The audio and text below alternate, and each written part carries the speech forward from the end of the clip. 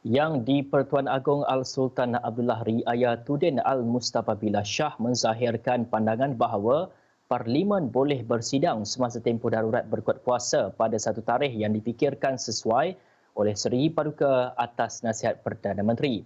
Perkara itu termaktub dalam Sab Perenggan 14-1-B Ordinan Darurat Kuasa-Kuasa Perlu 2021 yang menyatakan Parlimen hendaklah dipanggil, diprorok dan dibubarkan pada suatu tarikh sebagaimana difikirkan sesuai oleh Seri Paduka Baginda oleh atas nasihat Perdana Menteri.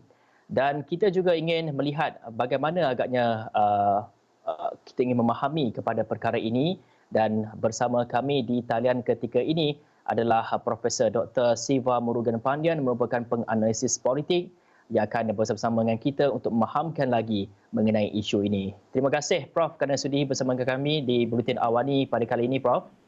Ya, sama-sama. Baik Prof, persidangan Parlimen penting untuk memastikan wujud peranan semak dan imbang oleh ahli Dewan Rakyat dan Dewan Negara.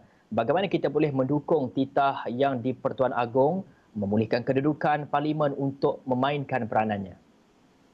Ya, kita ke bawah duli Yang Maha Mulia, Yang Pertuan Agong jelas bahawa Parlimen tidak dibubar tetapi hanya digantung di dalam ketika pemasyuran darurat dibuat. Bermakna Parlimen boleh bersidang bila-bila masa dan Parlimen tidak perlu dihentikan fungsinya terus daripada memainkan peranan semak dan imbang dalam konteks kita mencari satu titik keseimbangan di antara apa yang dilakukan oleh kerajaan dan apa yang boleh dilakukan oleh ahli dewan di dalam Dewan Rakyat.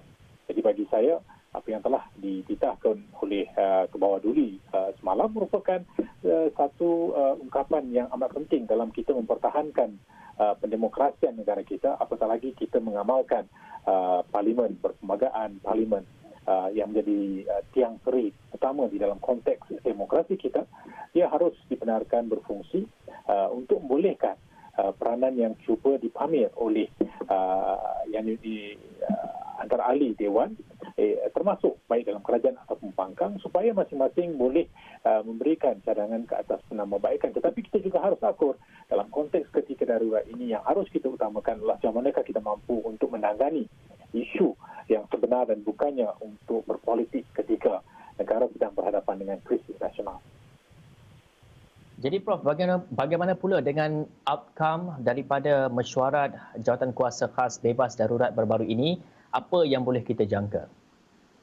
Ya, jawatan kuasa bebas telah memberikan input, show dan juga pertimbangan serta nasihat. Kerana itu merupakan peranan yang dimainkan oleh jawatan kuasa bebas ini.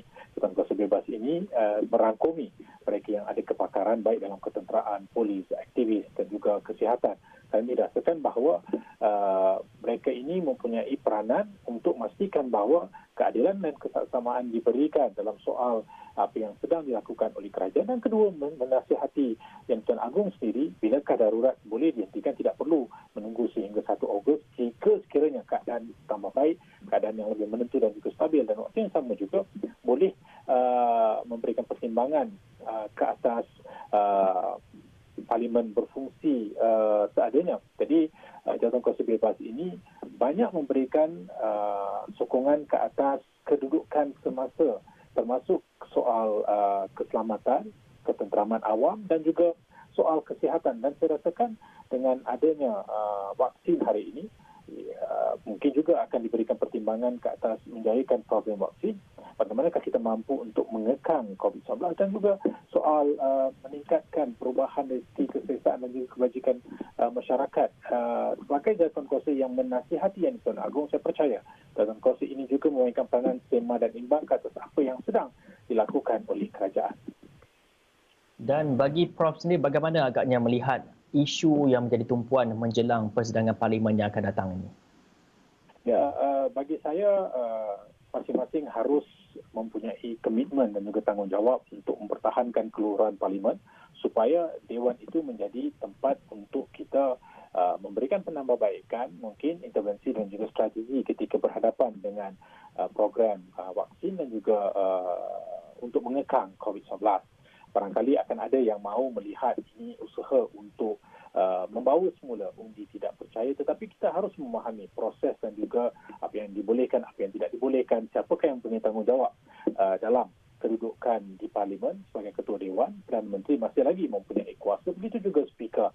Jadi usul undi tidak percaya barangkali akan dibawa semula, tetapi saya percaya Speaker akan memberikan keutamaan kepada isu-isu kenegaraan, isu-isu yang dirasakan harus dilihat mendampingi kepentingan masyarakat dan rakyat, isu yang berkaitan dengan soal bagaimana saya katakan tadi, vaksin, bagaimana kita mampu untuk menangani COVID-19, dan juga isu yang berkaitan dengan ekonomi, pendapatan dalam kalangan masyarakat, bagaimana pengukuhan semula harus dilakukan selepas kita sedang berhadapan dengan fasa-fasa yang dianggap paling mencabar dalam konteks negara kita. Jadi Parlimen harus digunakan untuk memberikan syur, pertimbangan, cadangan ke arah penambahbaikan apa yang sedang dilakukan oleh kerajaan, dan bagaimana peranan sema dan imbang itu juga penting untuk memberikan keadilan dan kesaksamaan kepada keseluruhan masyarakat merentas di Semenanjung, Sabah dan Sarawak.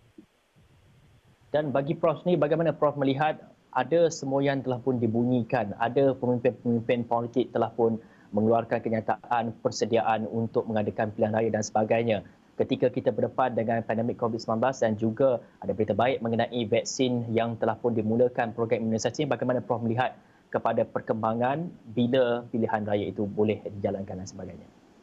Ya, Perdana Menteri sendiri sudah beberapa kali menyatakan bahawa pilihan raya boleh diadakan sebaik saja keadaan reda, keadaan stabil, keadaan menunjukkan bahawa masyarakat tidak akan menjadi mangsa di dalam kemelut percaturan politik. Malahan pilihan raya barangkali boleh diadakan sebaik saja vaksin itu telah mencapai sasaran 50 hingga 60% populasi negara kita. Kita juga harus melihat nilai kependudukan dan juga geografi negara kita.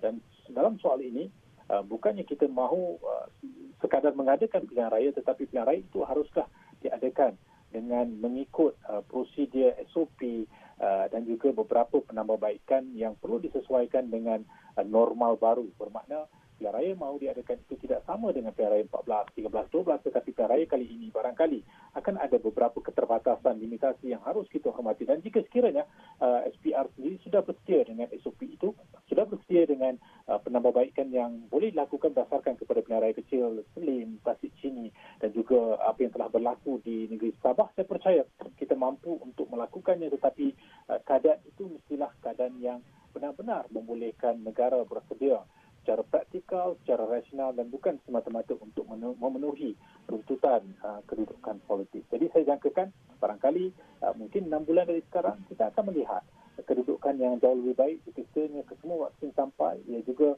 dilihat boleh membawa kepada kestabilan dan juga membolehkan masyarakat sendiri akur bahawa itu merupakan jalan terbaik untuk kita bergerak ke hadapan. Baik, terima kasih kepada Profesor Dr. Siva Murugan Pandian, merupakan penganalisis politik yang memahamkan kita mengenai perihal ini.